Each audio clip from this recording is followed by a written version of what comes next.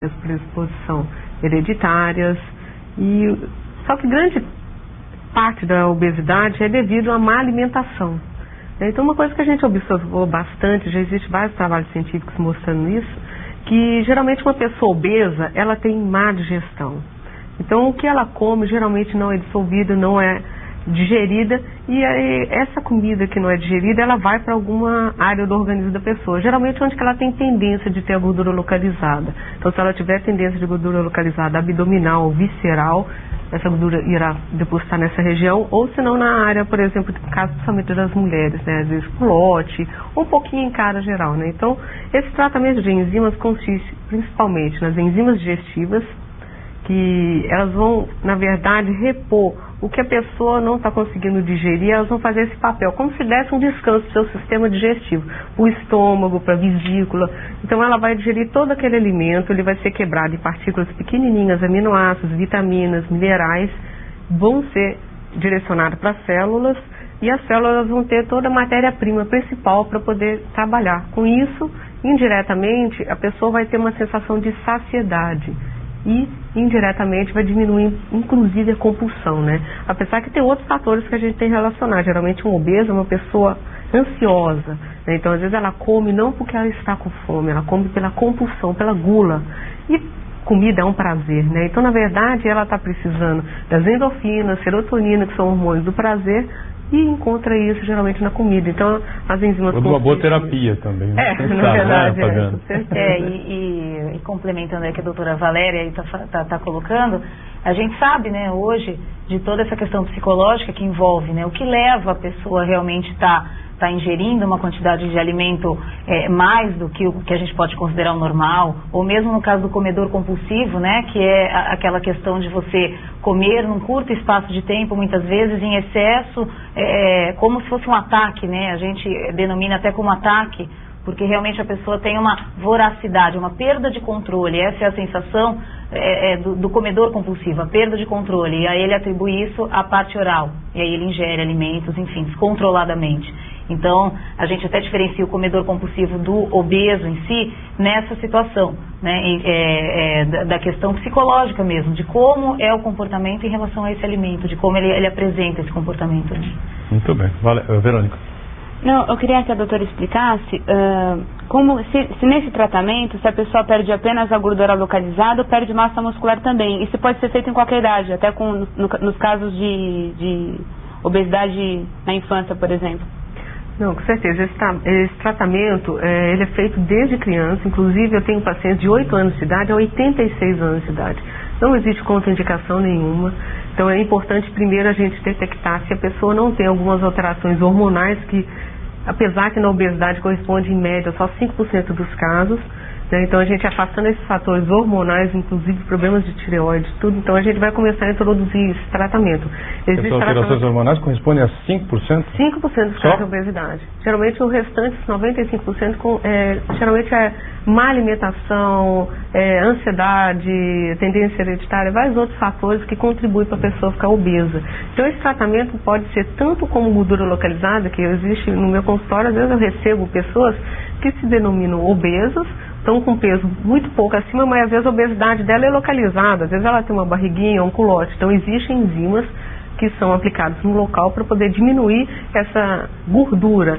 Então, deixo bem claro que essas enzimas vão atingir principalmente só a parte de gordura. Não vai diminuir massa muscular, não vai diminuir a parte de líquido, que existe muito hoje em dia no mercado, vários tipos de tratamentos, que às vezes a pessoa entra aqueles forninhos, né, fica lá um certo tempo, começa a suar pra caramba, e aí quando for ver ela está perdendo, na verdade, líquido. Não adianta você perder, está desidratando, você falou tudo, está desidratando. Então ela tem a falsa impressão, olha, desenche. Então ela está desinchada. Você chama-se o quê? Sauna, essas coisas, não? Bom, não posso citar nomes comerciais, né? Não posso citar nomes comerciais, mas infelizmente existem vários aparelhos, né, a nível de clínica de estética, que você entra muitas vezes, às vezes você fica só com a cabeça para fora e você, ou se não, outras mantas térmicas, né? Isso não adianta nada.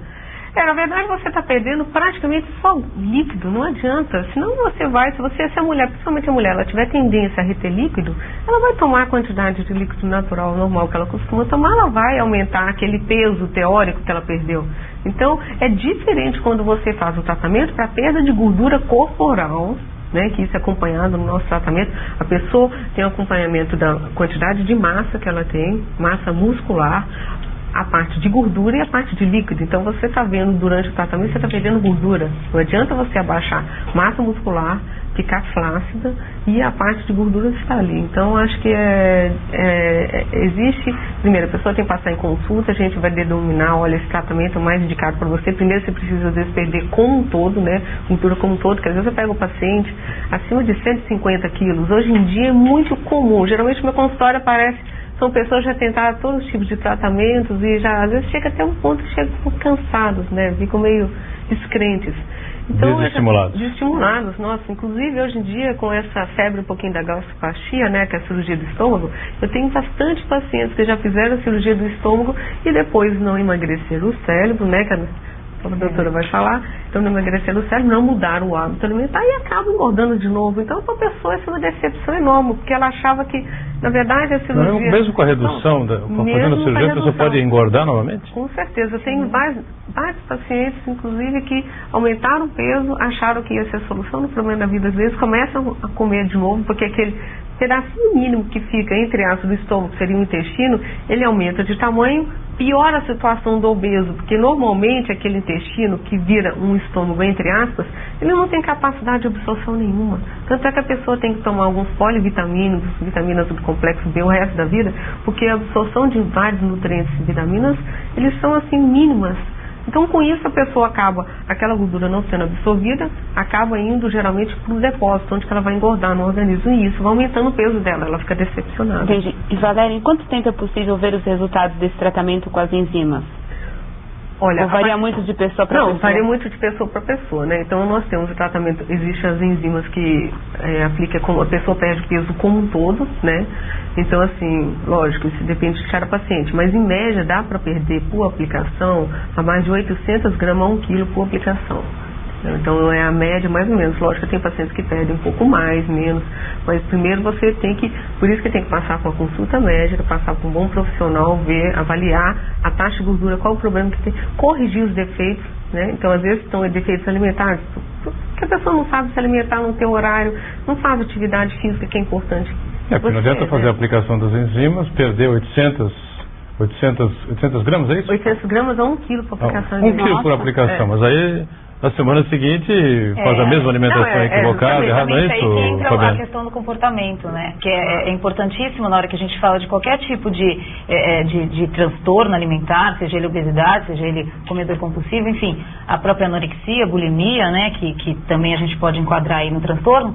E assim, na hora que a gente fala disso, a gente está falando de uma mudança de comportamento, né? Você precisa ajudar a pessoa a tá tendo assim uma resposta de dentro para fora, né, que a gente fala, são conteúdos internos que a pessoa tem que estar se conscientizando do que está acontecendo na vida dela, na dinâmica da vida, na família, muitas vezes no trabalho. Você começa a conscientizar e ajudar que essa pessoa encontre quais são os focos que estão gerando tanta ansiedade, tanta angústia, tanta tristeza, enfim, o que está acontecendo realmente emocionalmente para que ela esteja com um comportamento errado, um comportamento onde está acabando, está deslocando para essa parte onde ela está tendo esses ataques, essa compulsão, enfim. Então acho que isso também é legal, né, do trabalho, a gente poder encontrar a causa, né, a gente não agir também só no sintoma, também no sintoma, mas na causa também, porque eu acho que isso é importantíssimo, você tentar ajudar, conscientizar para uma mudança mais natural, porque senão acaba acontecendo isso. Normalmente as pessoas chegam em consultório e já passaram por uma série de tratamentos, uma série de dietas e chegam desestimuladas, desmotivadas, porque assim, é comum, né? E o que a gente tenta fazer é estar auxiliando para que ela tenha essa mudança, ela se conscientize para que seja algo que ela consiga perpetuar, que ela consiga levar para o resto da vida os resultados positivos, né? De uma perda de peso, de uma perda. Então é uma reeducação alimentar, postural, comportamental, enfim, de tratar os motivos disso tudo. Ela citou, né, a doutora citou a questão da obesidade infantil, né, e acho que, sem dúvida, a gente começa a trabalhar com um obeso adulto e você vê que essa questão, ela tá lá, ela tá inserida na personalidade daquela pessoa, no emocional daquela pessoa, desde criança, muitas vezes os comportamentos, a mente obesa, né, que a gente até denomina assim, porque muitas vezes a pessoa tende a emagrecer, consegue fazer uma dieta e emagrece, mas depois volta. Por que volta? Porque justamente a mente dela não teve essa reciclagem, a mente dela continua uma mente obesa. Então é nisso tudo que a gente tenta ajudar e auxiliar para o tratamento, para que ela realmente consiga sanar esse problema, que ela consiga ter uma vida mais saudável e, sem dúvida, uma qualidade de vida, né? Então o trabalho multidisciplinar dá muito mais resultado, né? Com certeza, eu acho que não adianta só. É impossível um médico, um profissional da área de saúde, ele dominar todos os setores.